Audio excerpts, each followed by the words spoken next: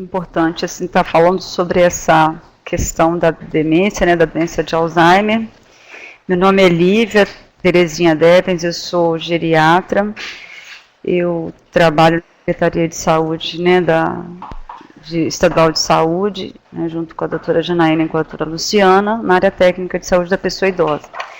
E esse tema não é por acaso que a gente definiu utilizar, né?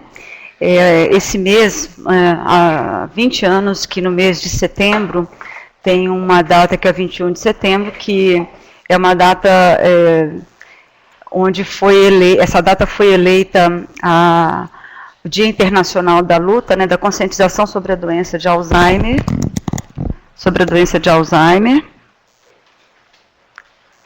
E é justamente para tentar abrir, assim, fazer uma conscientização sobre o que é a doença, qual a evolução. É uma doença crônica, ela envolve muitas pessoas, ela envolve a família, a sociedade, múltiplos profissionais, e é longa, é muito longa. Então, há 5 anos aproximadamente, a mesma instituição que uma Associação Internacional de Alzheimer, da qual o Brasil também é parceiro, né, é sócio também, ele dá tamanha demanda, né, sempre associada à questão do envelhecimento populacional.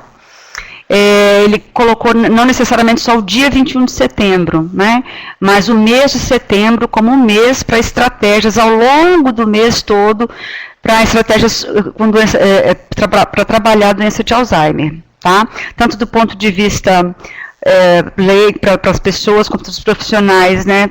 Então, se vocês olharem esse mês, vai ter bastante evento no mundo inteiro sobre doença de Alzheimer, tá? Então, vou começar a passar aqui, né? A outra questão, não sei se vocês... Como é que faz para descer aqui? A outra coisa, a gente dividiu... Não está descendo aqui? O slide.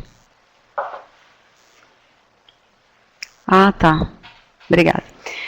A outra coisa é que a doença, vocês viram que nós dividimos em 2 partes, né? Doença de Alzheimer fase leve, doença de Alzheimer fase moderada e avançada. Por quê? Esse é o principal impacto no sistema de saúde, na verdade. Primeiro, porque na fase leve as pessoas não reconhecem. Então, a gente acaba fazendo o diagnóstico em fase moderada e avançada. Segundo, que além de não reconhecer na fase leve, a pessoa, o paciente, no caso, não é tratado, a família não é preparada para o que vem, né? E na fase moderada e avançada, que é quando a pessoa entra em contato com a questão da adoecimento, aí que a família entende que a pessoa está adoecida, toda a condição que ela tem que ter, emocional, financeira, de pessoal, toda essa condição de saúde, de profissional, de atendimento, cai tudo de uma vez em cima da família, né? Então, a gente definiu, dividir a fala sobre doença de Alzheimer em fase leve e em fase moderada e avançada, para a gente prestar mais atenção, né, nos possíveis sintomas, nos encaminhamentos, nos segmentos, porque não é só para o paciente, é para a família e é para o sistema de saúde também se preparar, tá? Então, só para efeito assim, de conhecimento, né, ela foi descrita no início do século passado, numa pessoa, né, que tinha 45 anos, na verdade, né, faleceu depois desse período, né? O Alois Alzheimer, que era o neurologista que identificou, descreveu e fez todo o discernimento, na verdade, ele faleceu descrente de que seria uma nova doença, né? A gente vai saber o motivo depois.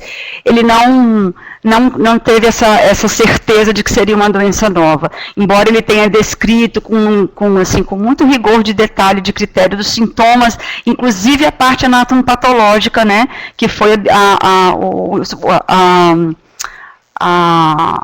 como é que fala, o estudo do cérebro da Auguste depois da morte, né? Na verdade, ela só foi reconhecida como doença em 1912 por um outro médico psiquiatra que era, de certa forma, companheiro do Dr. Alzheimer, mas que ao longo do tempo, que é o Dr. M. Kraepelin, que ao longo do tempo é que ele foi efetivamente não conseguindo encaixar efetivamente como uma nova doença. Por que não se que não dava para entender que era uma demência, né? Porque principalmente nessa época, a demência que foi descrita por esse médico francês, na verdade, não concebia a possibilidade de ter em pessoas jovens, como foi o caso da descrição, né, na Auguste, que ela tinha 45 anos, né? Isso era uma coisa comum na pessoa idosa. Então, demorou-se muito tempo também para poder se inserir isso como uma doença, como uma possibilidade, depois começar o trabalho de investigação por este motivo. Só a título de conhecimento, tá? Então, para começar efetivamente sobre a demência, efetivamente, né, o termo demência, nós temos 3 critérios para incluir uma doença na demência, né, como um quadro demencial. A gente pode ter o sintoma cognitivo ou comportamental, tanto uma coisa quanto outra. Primeira coisa é que os problemas que a pessoa vem apresentando interfiram com a habilidade no trabalho ou atividade usual. Ou seja, se eu tenho uma costureira, se eu tenho um motorista, se eu tenho uma excelente cozinheira que começa a ter dificuldades em realizar aquela tarefa que ela tem mais habilidade, né, ou o segundo item, representa um declínio muito intenso em relação aos níveis de trabalho prévio dessa pessoa, né? Então, a gente tem que ficar alerta, são 2 critérios importantes. O terceiro critério é que não seja explicável por uma doença psiquiátrica, né?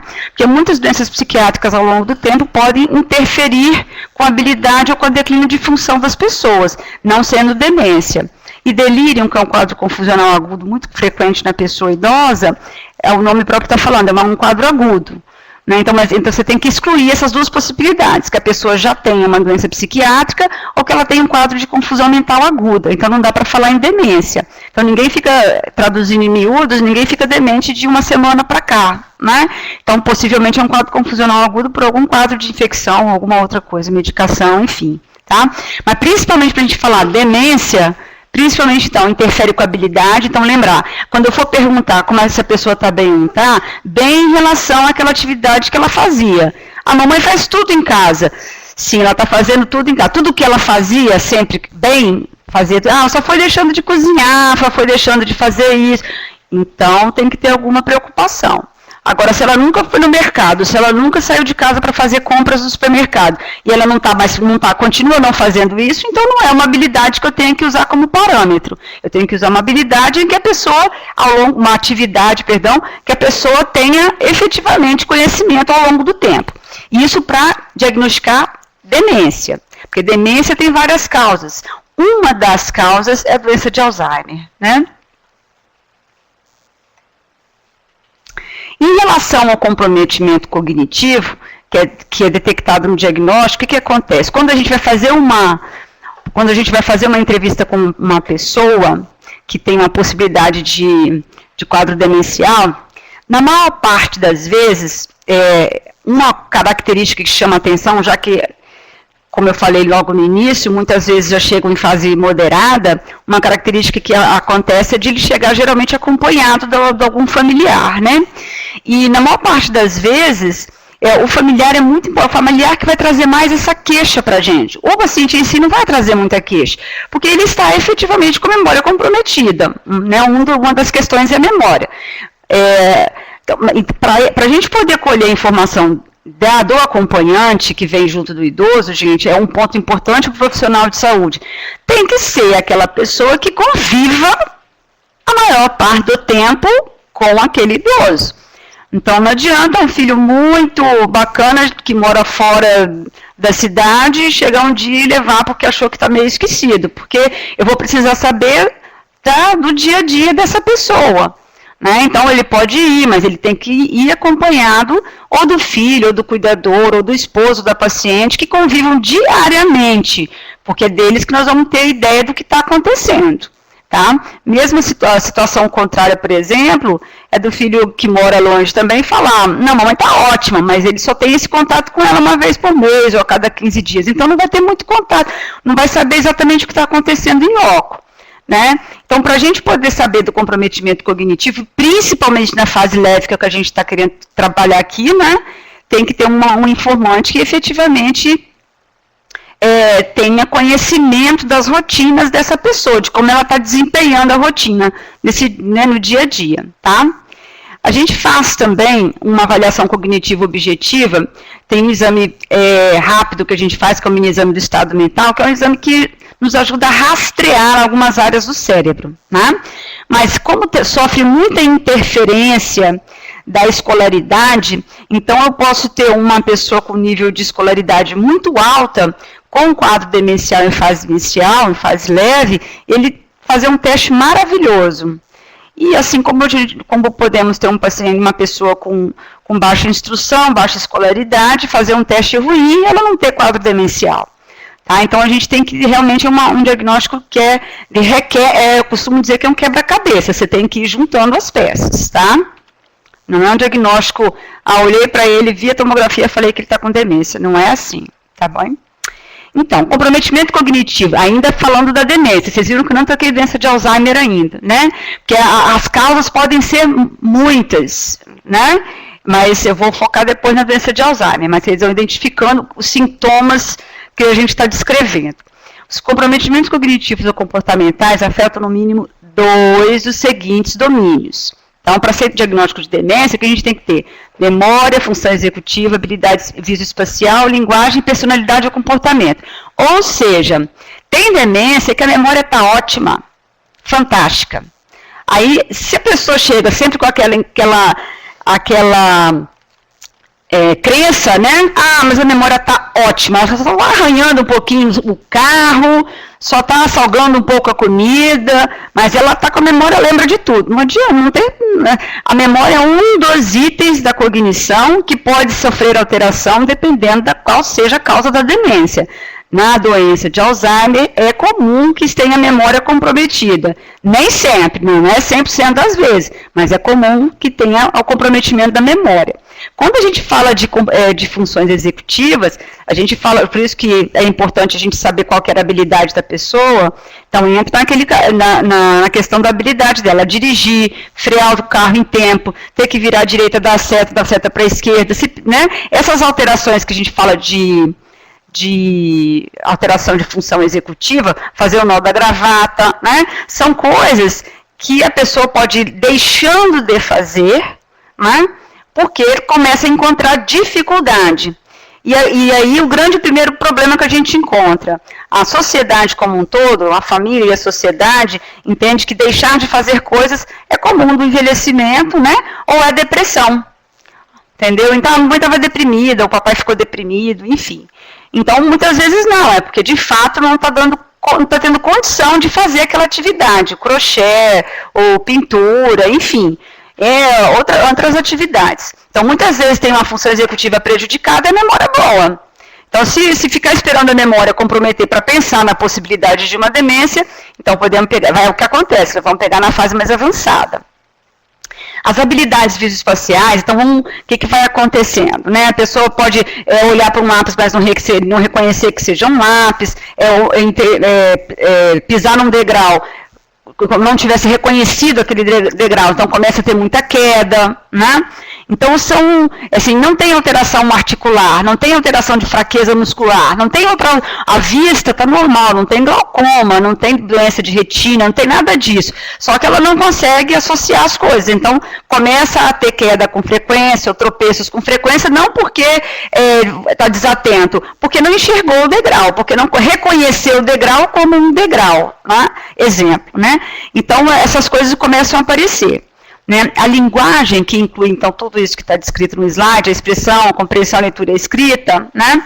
Também pode entrar como um comprometimento. Então, às vezes, a pessoa começa a ter substituição de palavras, aí que entra, muitas vezes, a questão da escolaridade. Algumas vezes, a pessoa tem uma escolaridade alta, mesmo que não tenha uma escolaridade alta, mas tem uma escolaridade baixa, mas uma convivência social alta, né? Então, convive entre grupos de convivência, entre grupos religiosos, lê muito material religioso e tudo. Então, conhece muitas palavras, né? Então, a pessoa consegue substituir palavras numa conversa. Mas, quando ela não tem esse recurso, então ela não consegue. Se ela tem no conhecimento dela, se ela só conhece casa como sinônimo de lar, então, e se ela perde a palavra casa, ela não tem mais como falar da casa. Agora, se a pessoa sabe ir lá, domicílio, casa, são sinônimos, então ela pode, numa conversa, trocar as palavras e sair bem nessa conversa, né? Personalidade ou comportamento é que é outra questão muito importante. Então, a gente viu a parte cognitiva, né? Que todo mundo espera a perda de memória, e muitas vezes não é a perda de memória.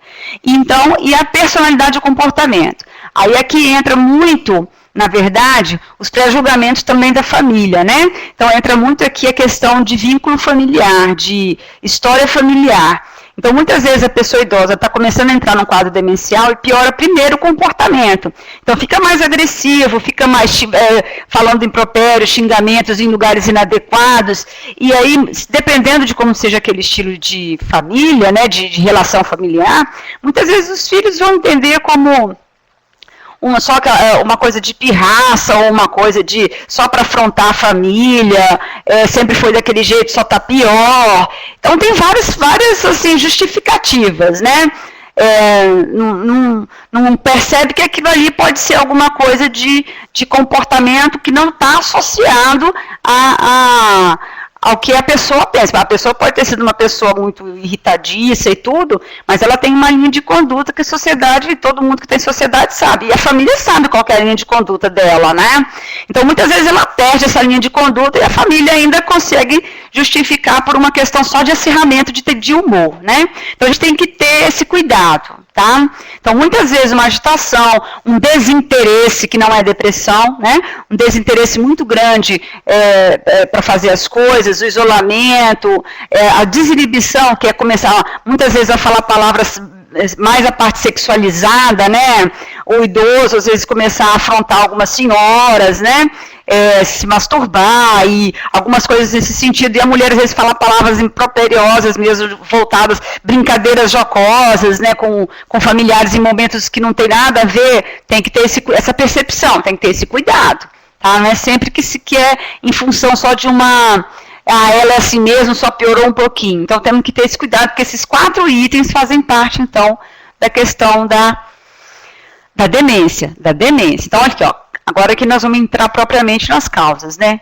Então, causas de demência na pessoa idosa, o que a gente tem? A gente tem as neurodegenerativas, né? Na pessoa idosa, a doença de Alzheimer, geralmente acima de 50% é a causa. Por isso que se dá tanto essa ênfase, né, a doença de Alzheimer. Não é que todo mundo tem doença de Alzheimer, mas na pessoa idosa, né, entre 50% e 60% das vezes que se tem um quadro de demência, a causa é a doença de Alzheimer. Né? E na medida em que a população envelhece mais e mais, então, naturalmente, a doença de Alzheimer está ligada ao envelhecimento, né, então... tanto mais a gente vai ter essa doença também. Mas existem outras, como a frontotemporal, a doença de corpúsculo de Levy, que se assemelha à doença de Parkinson em alguns sintomas. Então, muitas vezes a pessoa fala, tem Parkinson e Alzheimer. Muitas vezes não, muitas vezes é só a doença de corpúsculo de Levy, né? Que dá muita alucinação visual, muito distúrbio de comportamento. A própria doença de Parkinson, ela pode, depois de um período de doença, ela pode evoluir com demência também. Mas, inicialmente, geralmente, ela não dá demência, não evolui com demência, mas alguns anos depois ela pode evoluir também com demência na doença de Parkinson. Então essas são as degenerativas, né? As doenças vasculares, aí entra vascular, secundária, por exemplo, aos derrames, as isquemias, secundária, por exemplo, as dificuldades circulatórias de insuficiência cardíaca, dificuldade circulatória, tá? As arritmias que podem fazer várias isquemias. Então as causas são muito grandes também, a gente chama nesse grupo todo de demência vascular. A angiopatia amiloide já é uma causa genética, onde os vasos adoecem, endurecem e fazem pequenos rompimentos. Geralmente a pessoa nem tem outras doenças vasculares, hipertensão arterial, diabetes, nem nada. Mas ela começa a ter rompimentos espontâneos, né? Então pode levar à demência também. Outras causas, assim como as causas infecciosas, são menos frequentes na pessoa idosa, mas pode acontecer também, né? Como a demência pelo HIV, pelo herpes zoster, pelo herpes também, tá? Agora, a gente sempre tem que afastar essa última classe aqui. O álcool, né, o uso de bebida alcoólica ao longo da vida, né, a encefalopatia traumática crônica, quer dizer, que dos boxeadores, por exemplo, né, traumas constantes, né, a hidrocefalia de pressão normal, que é um aumento do líquido intracavitário, intracerebral, né, e que vai dando uma dificuldade de marcha muito grande, incontinência urinária, né? Então, são outras causas. A deficiência de vitamina B12, que também pode acontecer, né? São por isso que tem no rastreio tem a dosagem de vitamina B12. Então, essas todas são, assim, vamos dizer, as principais causas que a gente tem, mas, assim, aqui não vou me deter mais no caso da doença de Alzheimer. Isso aqui, uma grande coisa, que é só para ilustrar, esse aqui é o ex-presidente, né, Ronald Reagan, né, dos Estados Unidos, ambos são falecidos, né, e ele teve doença de Alzheimer, e na verdade foi uma primeira grande abertura que a doença também teve, de certa forma, né, porque ele expôs a doença dele ao público americano, então ele não rejeitou, não escondeu, né, então isso foi bacana, e depois a própria esposa também foi contando as partes, as etapas, ela sentiu o carinho também do povo americano, né? Então, não é uma doença que dá para você fechar, é uma doença que você tem que compartilhar. Na medida em que pessoas como ele compartilharam da doença, abriu-se mais também foco de pesquisa, ou mais, assim, visibilidade do que é a demência, do que é uma doença de Alzheimer, e quão longa ela é, e quanta demanda ela traz para a família, para a saúde e para a sociedade. Opa, pera, por aí. Tá, então aí, lembrando, né, então, para a doença de Alzheimer, efetivamente, né, para estes critérios tem adicionalmente os seguintes características. Você já sabe o que tem que ter lá, né, para demência. Então, tem uma habilidade que está prejudicando o dia a dia, ou ela tem um declínio funcional que não está bom, está diferente, né? E não tem delírio, não tem nem delírio nem outra doença psiquiátrica. Então, para a gente começar a pensar, então, tem que ter esse critério para demência. No caso da doença de Alzheimer, o início é insidioso, em meses ou anos. Aí não adianta, então, você vir falar, depois tem 15 dias que começou a ficar confusa e tem demência. Não tem. Então, tem um período. Não tem, né, rígido desse jeito, mas é em médio. O mais comum é esse, entendeu? Esse período, meses ou anos. A história, na doença de Alzheimer, essa perda da habilidade, quando a pessoa começa a remontar a história, quando ela chega na fase moderada no consultório, e que a família começa a remontar, eles conseguem remontar como que a pessoa foi perdendo, mas como era uma perda muito constante e muito lenta, como é que eles não se deram conta. Porque era uma perda cá, uma perda colar, então só conseguiram juntar quando aconteceu um evento mais catastrófico, aí juntou e aí entrou na fase moderada, e então conseguiu fazer o diagnóstico, tá?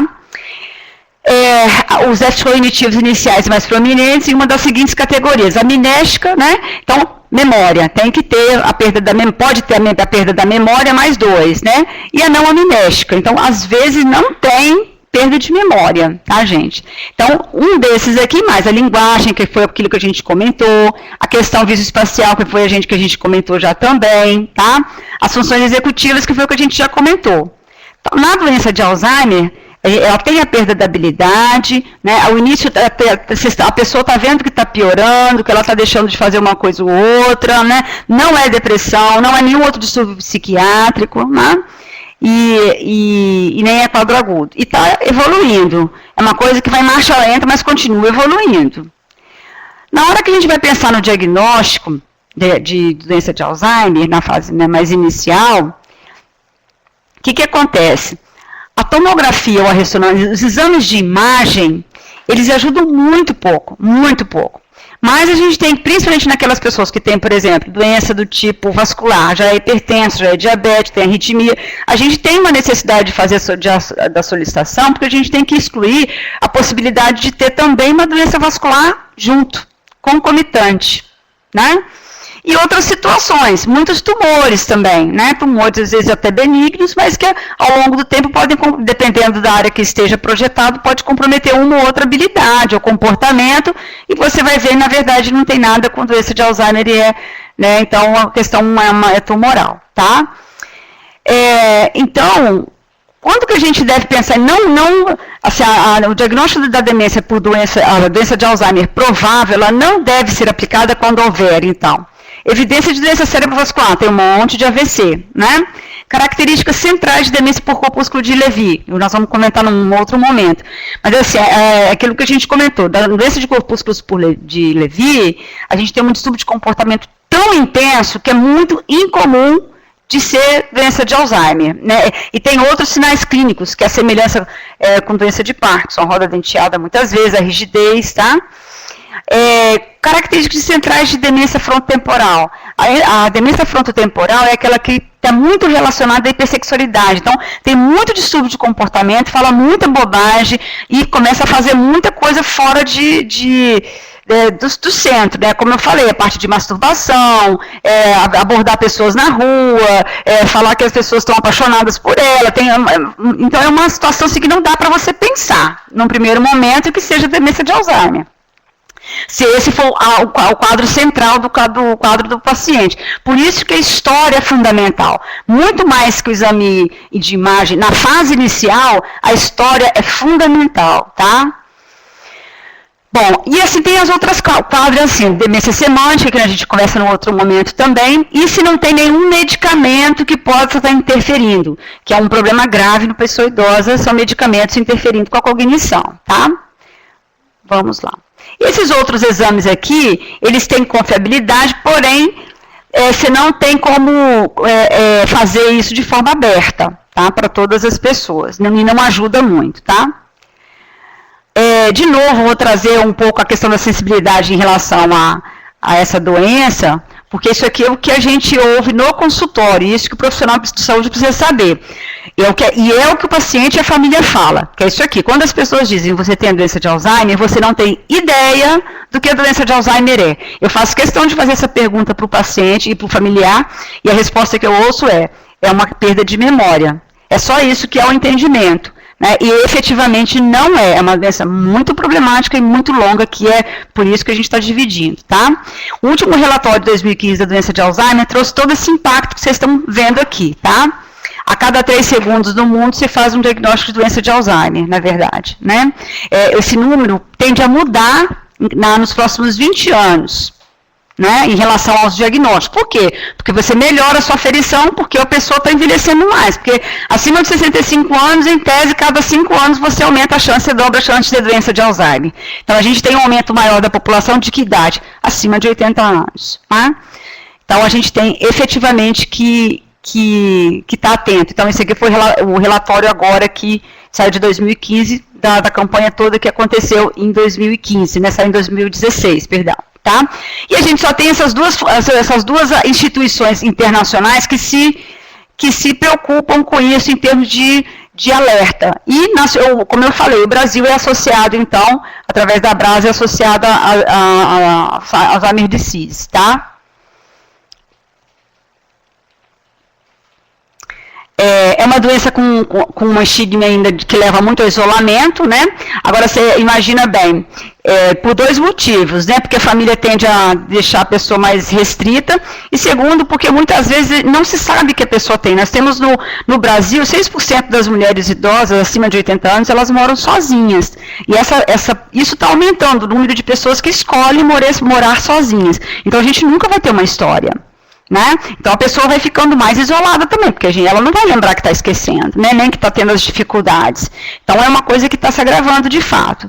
A demanda de serviços diferenciados durante seu curso geralmente é multiprofissional. Então, desde a fase inicial do diagnóstico, eu preciso de uma equipe multidisciplinar. Tá? Eu não tendo uma equipe multidisciplinar para acompanhar, eu vou ter algumas dificuldades que para frente nós vamos comentar ali, tá bom? Por ser mais prevalente em países em desenvolvimento, esse suporte muitas vezes são insuficientes. Gente, além de os países, né, no desenvolvimento abrigarem além não, né, que é uma coisa que está relacionada à outra, o maior número de pessoas idosas, então é isso que o último dado também foi esse aí. Os países, que é esse gráfico vermelhinho aqui, ó, os países em desenvolvimento vão abrigar o maior número de pessoas com demências, no caso a doença de Alzheimer, né?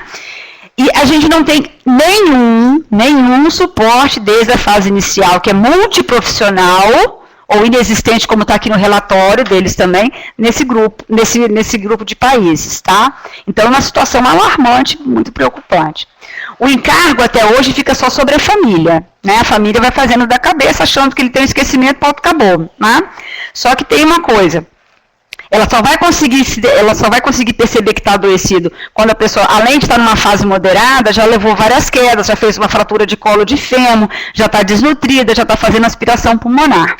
Então, aí a gente encontra, que é o que a gente encontra no hospital, né? Então, ele interna não por causa da doença de Alzheimer, interna por causa daquelas dificuldades de mobilidade, que eu falei lá, que a função visoespacial caiu, quebrou a perna e internou pela fratura.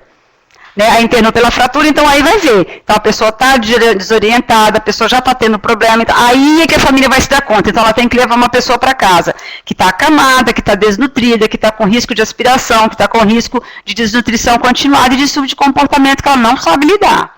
Então isso tudo está acontecendo aqui, isso aqui não é medo só eu, isso aqui então a Associação Internacional de Alzheimer, nos países em desenvolvimento. Tá? Esse observatório também foi feito com essa intenção de alertar, tá? Então, assim, a intenção de construir políticas públicas que foi criado, então, esse observatório global, né, no Reino Unido. Mas ainda não chega para a gente precisa criar estruturas, precisa criar, como é que eu falo, instituições, organizações, que da mesma forma que no mundo já tem, que a gente também consiga criar localmente para poder acolher essa situação. No Brasil, o que eu consegui retirar de instituições que possam assim, ajudar a trazer alguma informação para...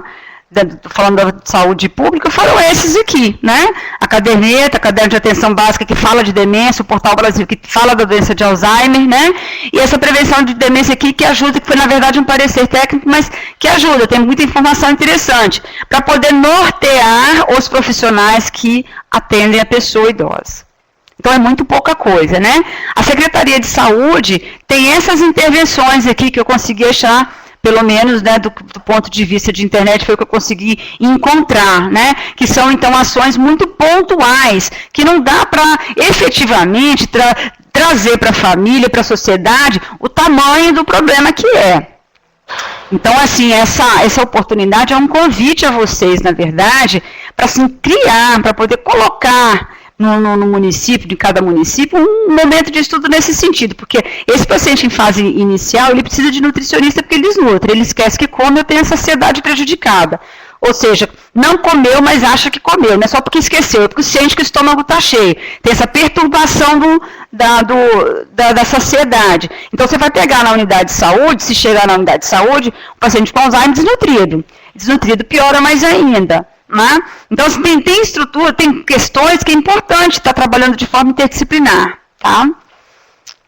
Então, não vi nenhuma outra estratégia assim, mais efetiva, né, do nosso ponto de vista. Tá? E a doença de Alzheimer é igual esse elefante aqui. Né? Cada um que olha de um canto vai dar um diagnóstico. Se o cara só pergunta se está esquecido e não está, então eu acho que não vai ter nada, né? Agora, se ele pergunta se ele pergunta que está tropeçando, por exemplo, vai achar que é por causa do joelho. Se ele pergunta se está, por exemplo, com dificuldade se deixou de ir no clube, no centro de convivência, é por causa de deprimido, né? Mas não o problema é um só, né? Ele está esquecendo pelo mesmo motivo que está se isolando, que é pelo mesmo motivo que está caindo. No caso, a gente conseguir olhar o elefante como um todo. Se a gente fica olhando de pedacinho, então o ortopedista vai dar um diagnóstico aqui, o oftalmologista vai dar um diagnóstico aqui, ele está caindo por causa que a pressão está com catarata, o clínico vai dar um outro diagnóstico aqui, que ele está emagrecendo porque está precisando de vitamina. Então, cada um vai dar. Então, para poder enxergar o elefante todo mesmo, eu tenho que sentar com o familiar e com o paciente, e ter segmento. Tá? Então, aí a gente vai trabalhar um pouquinho, então, sintomas de fase leve, né, suspeita diagnóstica, o que a caderneta de saúde pode contribuir, né, a caderneta de saúde da pessoa idosa, o diagnóstico e a abordagem e a meta do tratamento medicamentoso e não medicamentoso, tá? Então, na fase leve, o paciente não vê nenhum problema com a sua memória. Vocês podem perguntar para qualquer paciente em fase leve ou moderada, ele está ótimo, está tudo feliz, está tudo bem para ele, não tem nada. Você vai ver um cuidador, um familiar, soltando os cabelos, brigando, estressadíssimo, né? Mas o paciente, imagina, está tudo bem para ele, sem problemas. Mas ele vai estar com essas dificuldades aqui, Tá bem?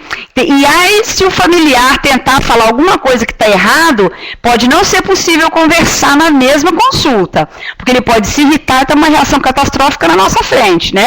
Catastrófica, assim, de ir contra e ter uma discussão grave ali dentro mesmo. Então, se você percebe, pede licença para o paciente, que pede, ó, eu preciso ouvir o seu familiar, se ele também acha que a senhora está esquecida e tudo. Se o familiar começa a falar coisas que ele acha que é o fim da picada, que não estão acontecendo com ele, esquece. Separa a consulta e conversa separadamente com o familiar.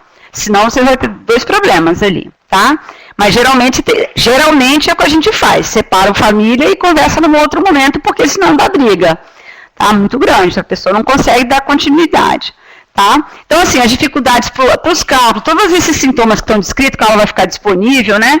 Então, vocês vão perceber. Na verdade, então, assim, você tem que pegar o trabalho que ela tinha destreza em fazer, tá? E seguir naquela linha lá. Trabalho ou coisa que ela fazia com maior facilidade. Aquilo que eu falei das habilidades visoespaciais, né? Que está tudo dentro da demência, né? A linguagem, né? A personalidade e o comportamento. Aí eu só coloquei esse quadrinho aqui para a gente lembrar que isso tudo tem que interferir com a habilidade usual, tem que representar um declínio em relação a níveis prévios e não é explicável por delírio. Porque se for por delírio, qual vai ser a diferença aqui? Isso tudo começou há 2 dias ou há 1 semana. Então, demência de Alzheimer não começa há 1 semana. Tá? O que a gente pode ter aqui em relação na caderneta? Né? Em relação aos dados pessoais, todos esses itens que estão marcados aqui em vermelho são coisas importantes que eu elenquei aqui, tá? Em relação ao dado social, o apelido social pode ser importante. Sempre é importante você, no caso da pessoa idosa aqui, você chamar pelo nome que ele mais gosta, né? Isso é importante, isso não tenha dúvida. Esse não tem tanta importância, não. Agora, aqui a escolaridade, ela é muito importante, como eu já disse para vocês. O teste de rastreio vai diferenciar se eu fizer com escolaridade de 1 a 3 anos ou acima de 15 anos de escolaridade, não tenha dúvida. Eu vou continuar com a mesma dúvida, se um não é demente, se o outro é demente, entendeu? Então tem que dar segmento. E a outra coisa não é só a escolaridade formal, é a escolaridade, o conhecimento que a pessoa obteve ao longo da vida. Em relação à raça e à cor, o que é importante saber? Algumas doenças estão ligadas, por exemplo, à raça negra, né? Por exemplo, a angiopatia amiloide não necessariamente acontece só na raça negra, mas tem um viés maior, né, na raça negra. Então é importante saber sim, porque aí às vezes você não tem pressão alta, não tem diabetes, não é doença de Alzheimer, mas é a angiopatia amiloide, por exemplo, tá? Situação conjugal, sempre vai ser importante isso aqui nas pessoas idosas por vários motivos, né? Uma questão é porque é questão legal mesmo, né? Eu vou precisar saber se é o primeiro casamento, se é o segundo casamento, qual a relação com a família, quem que é o filho. Por quê? No andar da carruagem, eu vou precisar interditar essa pessoa, né?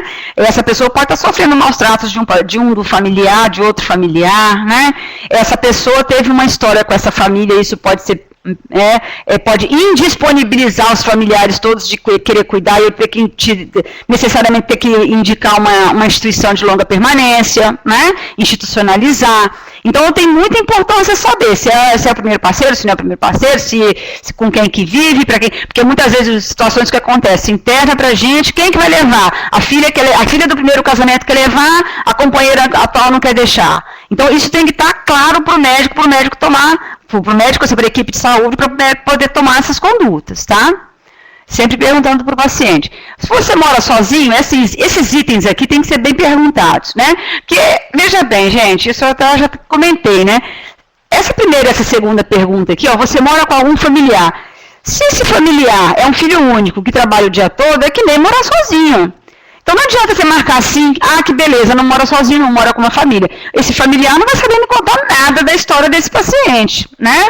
Eu vou continuar com o mesmo problema, ele vai chegar em fase avançada comigo, tá?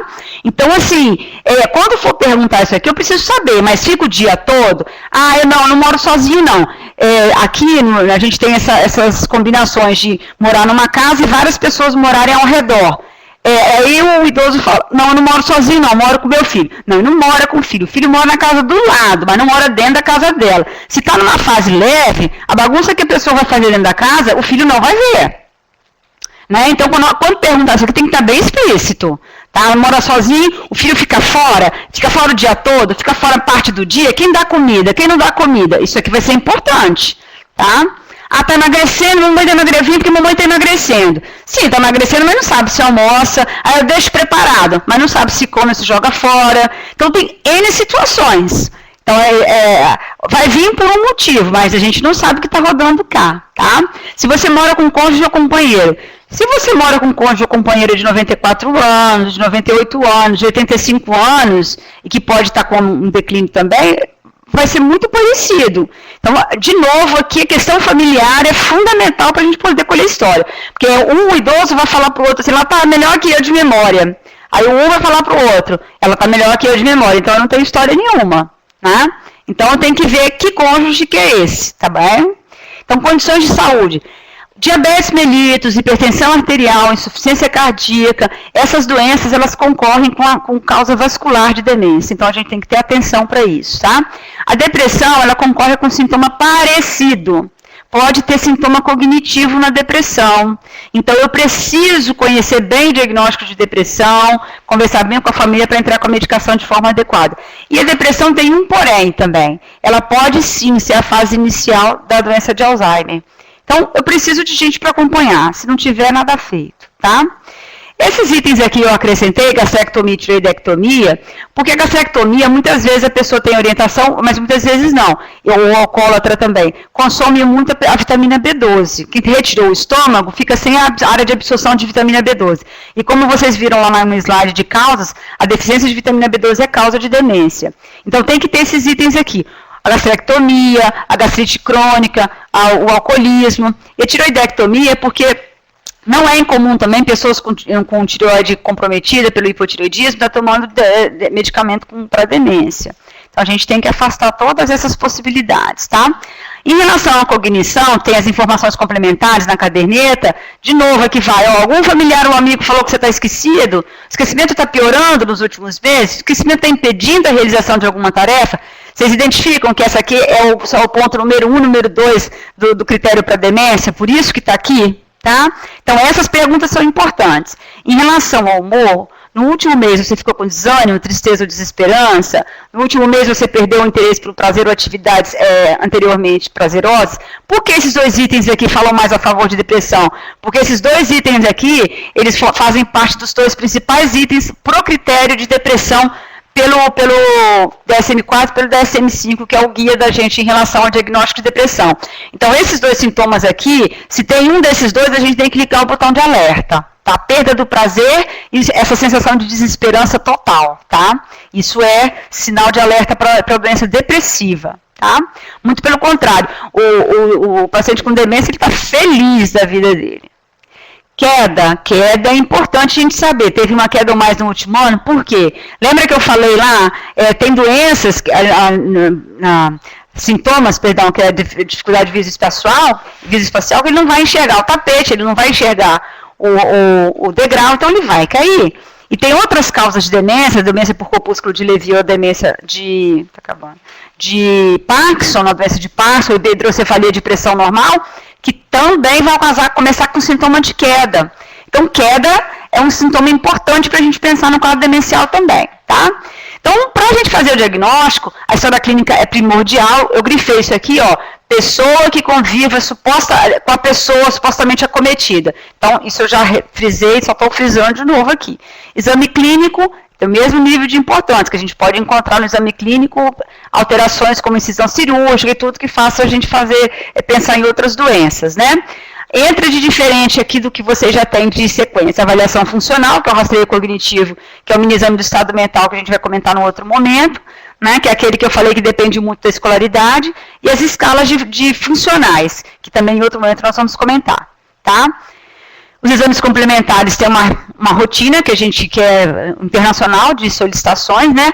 Aí, caso a caso, a gente vai acrescentando ou tirando uma ou outra, tá? E a classificação, então, no CID-10 que a gente tem. Esse aqui é o desenho do mini exame do estado mental, onde você pergunta o lugar, o tempo, né? Faz alguns cálculos. Isso aqui nós vamos trabalhar no outro momento separadamente, mas naquele caderno básico tem a informação de como realiza, tá? O teste do relógio que nos ajuda também, porque muitas vezes o teste do mini exame, Na hora que ele vai desenhar isso aqui, ele está perfeito. Na hora que ele vai fazer esse reloginho aqui, ele não consegue, né? Você vê um relógio normal, você vê aqui que já tem uma dificuldade grande, né? Isso aqui traduz menos problemas com memória, mais problemas com realização de atividades do cotidiano. Tá? Fluência verbal é um outro teste rápido que a gente faz também. Que são esses que eu estou passando para vocês, gente, são testes mínimos, tá? Mas você vê que são mínimos, mas para uma consulta geriátrica é longo, né? Então, você tem o critério, efetivamente, entre demência provável e possível. Então, a gente não tem como taxar por nenhum exame. Ah, ela tem doença de Alzheimer. A gente tem como acompanhar e, dentro dos critérios aqui, falar assim, é provável que ela tenha doença de Alzheimer, tá? Então, em relação à meta de tratamento, a estabilização do sintoma, o que eu vou tratar? Eu vou tratar a doença de Alzheimer na essência? Não. Eu vou tentar estabilizar o sintoma.